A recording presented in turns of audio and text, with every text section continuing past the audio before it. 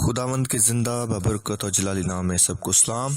आज मैं आपको एक ऐसे शहज़ादे की कहानी बताऊंगा जो खुदा से बहुत प्यार करता था, उससे डरता, उसके आइन और कवानीन पर अमल करता था।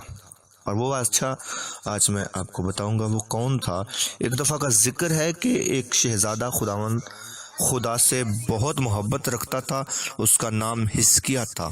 अब आप अपने बाप की मौत के बाद हिजकिय्याह बनी इसराइल का बादशाह बना, खुदा की कौम का बादशाह। लेकिन खुदा की कौम के लोग अपने खुदा को भूल चुके थे, उन्होंने बुत तराश लिए थे और उनकी पूजा करते थे। वो खुदा के बारे में अब बिल्कुल नहीं सोचते थे। वो उस खूबसूरत हैकल को भी भूल चुके थे जो बादशाह सुलेमान ने खुदा के लिए बनवाई थी। खुदावंद की इस हैकल में अब कोई भी कुर्बानी गुजराने या हमद करने नहीं जाता था। बदकार लोगों ने इस हैकल के दरवाज़ों को बंद करके कील गाड़ दिए थे ताकि कोई उसमें दाखिल ना हो सके। पहले लोग बड़ी हंसी खुशी जिंदगी बसर कर रहे थे, लेकिन अब वो अक्सर परेशान रहते थे। वजह ये थी कि अब हर साल दुश्मन इस मुल्क पर चढ़ाई करते और बनी इसराइल को लूट कर ले जाते। खुदा को भूल जाने की ये सजा अब वो भुगत रहे थे।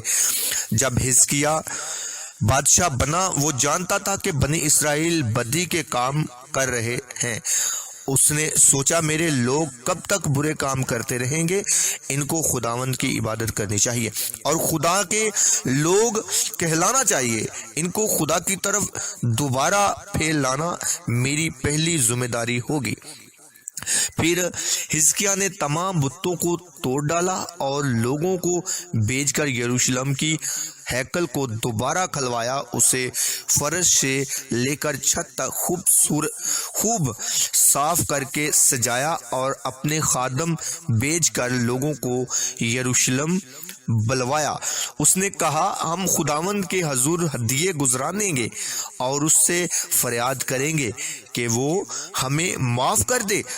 अगरचे हिजकिय्याह सख्त बादशाह था, लेकिन इसके साथ साथ वो एक नेक इंसान भी था और उसकी ये रोया उसका हुक्म मानती थी। लोग हैकल में अपने हदिये लाए और एक बड़ी ज़ियाफत भी की। इसके बाद बनी इसराइल के दिन फिरे, लोग खुदावंद की राहों पर चलने लगे। यूं खुदावंद ने उनको फिर से शादमानी बख्शी, वो फिर से खुदा के लोग बन गए थे। इसके बाद उनको दुश्मनों से भी रिहाई मिली। हिजकिय्याह बादशाह एक बड़ी फौज लेकर दुश्मनों पर चढ़ आया और उन्हें भगा दिया। इसके बाद काफी देर तक दुश्मनों को अपनी बनी इसराइल पर हमला करने की कभी जुर्रत ना हुई। ताहम हिजकिय्याह को अभी इत्मीनान ना हुआ, क्योंकि अभी उसके काम मुकम्मल नहीं हुआ था। अभी कुछ दुश्मन बाकी थे जिनको शिकस्त देनी थी। वो चाहता था कि बनी इसराइल और ज्यादा खुश, शादमान और ताकतवर हो जाएं। वो चाहता था कि लोग खुदावंद से और भी ज्यादा मोहब्बत करने लगे। लेकिन अचानक बादशाह बीमार पड़ गया। उसके हालत रोज बरोज बिगड़ती गई। किसी तरह से वो सेहतयाब ना हो रहा था। आखिरकार वो बहुत मायूस हो गया, क्योंकि वो चाहता था कि अपनी कौम को खुदा की तरफ फेरने के काम को मुकम्मल कर दे।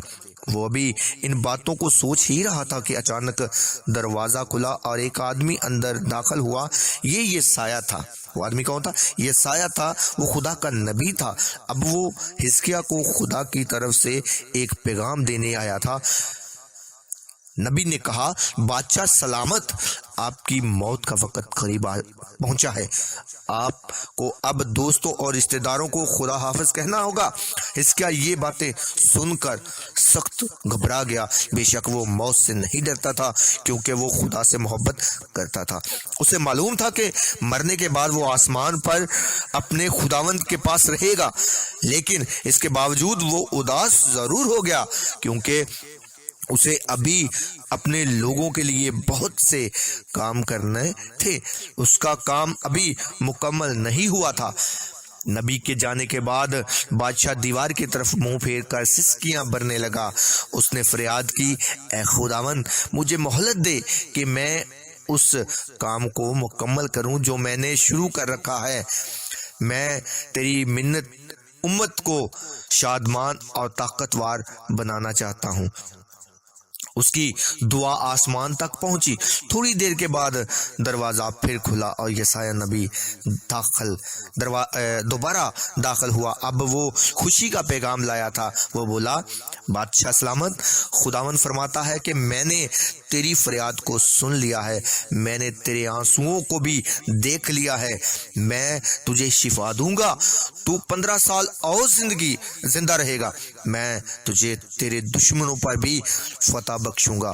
بادشاہ کو مشکل سے یقین آیا کہ یہ پیشگوئی درست ہے، لیکن آخرکار اسے تسلی ہوئی کہ یہ بات پوری ہوگی، کیونکہ خدا نے خود فرمایا ہے۔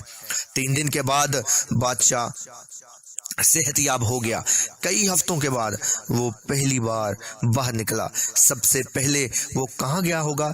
وہ ہیکل میں گیا، کیونکہ خداوند نے اس کے لیے ایک بڑا کام کیا تھا اور وہ اس کا شکر کرنا چاہتا تھا۔ چند سالوں کے بعد خداوند نے حزقیہ کے لیے اس سے بھی بڑا کام کیا۔ بنی اسرائیل کے پھر سے برے دن آ گئے تھے۔ ایک بادشاہ بڑی فوج لے کر کنعان آ پہنچا۔ یہ لوگ بنی اسرائیل کے دشمن تھے اور چاہتے تھے کہ یروشلم کو خوبصورت ہیکل کو جلا ڈالیں۔ حملہ کرنے والے یہ ارادہ باندھ کر نکلے تھے کہ اسرائیلیوں کو لوٹ لیں، یروشلم شہر کو جلا دیں اور بادشاہ حزقیہ کو قید میں ڈال دیں۔ یروشلم شہر کے گرد ایک اونچی دیوار تھی جسے فصیل بھی کہتے ہیں۔ دشمن کے سپاہی اس فصیل کو پھاند نہیں سکتے تھے۔ اس فصیل میں دروازے بھی تھے جن کو بنی اسرائیل نے بند کر دیا تھا۔ دشمنوں نے شہر کا محاصرہ کر رکھا تھا، یعنی انہوں نے شہر کو گھیرے میں لے رکھا تھا تاکہ کوئی شہر میں جا کر لوگوں کو خوراک نہ پہنچا سکے۔ یروشلم کے رہنے والوں کے لیے یہ نہایت برا وقت تھا۔ ان کے پاس ابھی خوراک کا ذخیرہ باقی تھا، مگر یہ بہت تھوڑا تھا۔ اگر یہ گھیرا ختم نہ ہوا تو جلد ہی وہاں کھانے کو کچھ باقی نہ رہے گا، پھر سب بھوکے مریں گے۔ شہر کے تمام لوگ اور حزقیہ بادشاہ بھی بہت خوف زدہ ہو گیا۔ بادشاہ نے سوچا، خداوند کے سوا کوئی بھی نہیں جو ہماری مدد کر سکتا۔ وہ ہیکل میں گیا اور خداوند کے آگے فریاد کی کہ وہ مدد کرے۔ حزقیہ کی دعا کے بعد یسایہ نبی نے آ کر کہا، بادشاہ سلامت، مت ڈرنا، کیونکہ خداوند یوں فرماتا ہے کہ میں تیری مدد کروں گا، دشمن یروشلم میں داخل نہیں ہونے پائے گا۔ یہ دعا سن کر بادشاہ حزقیہ بہت خوش ہوا، کیونکہ وہ جانتا تھا کہ خدا کا وعدہ پورا ہوتا ہے۔ کچھ دیر کے بعد دشمن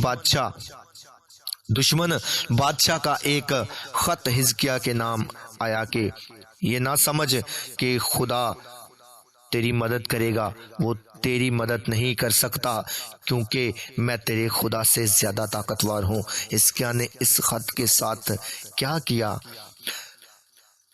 میرے عزیزو، وہ یہ خط لے کر ہیکل میں گیا اور خدا کے حضور اسے کھولا۔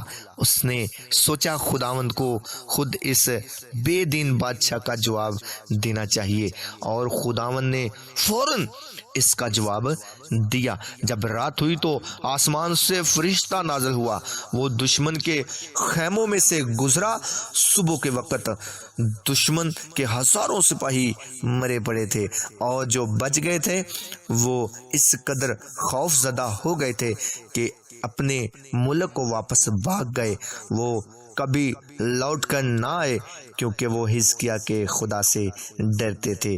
اس کے بعد حزقیہ کے جیتے جی وہ دوبارہ کسی دشمن نے حملہ نہ کیا، بنی اسرائیل امن و سکون کی زندگی گزارنا لگا۔ میرے عزیزو، جب حزقیہ خدا سے پیار کرتا ہے، حزقیہ خدا سے فریاد کرتا ہے تو خدا اس کی فریاد کو سنتا ہے، اس کی دعا کو سنتا ہے، اور اس کی دعا کا جواب وہ دشمنوں کو خود دیتا ہے۔ اور آپ بھی اگر خدا کی حضوری میں ایمانداری کے ساتھ، محبت کے ساتھ خدا کے حضور میں جو کہ خدا سے محبت رکھیں، خدا آپ سے محبت رکھے گا، خدا آپ کو صحت یابی بخشے گا، خدا آپ کو تندرستی عطا کرے گا، خدا آپ کی ساری مصیبتوں کو ٹال دے گا، اور آپ کے اوپر آنے والی آفت کو خدا دور کر دے گا۔ میرا اور آپ کا خدا ایسا ہے۔ جب حزقیہ کا خدا ایسا ہو سکتا ہے، وہ حزقیہ کا خدا جو وہ بھی ہمارا خدا ہے، وہی ہمارا خدا ہے، وہی آج ہمیں سبق دیتا ہے کہ مجھ سے میرے پاس آؤ تاکہ میں تجھے آرام بخشوں۔ خداوند کے زندہ کلام کے پڑھے سنے جانے پر خداوند کی برکت ہو، آمین۔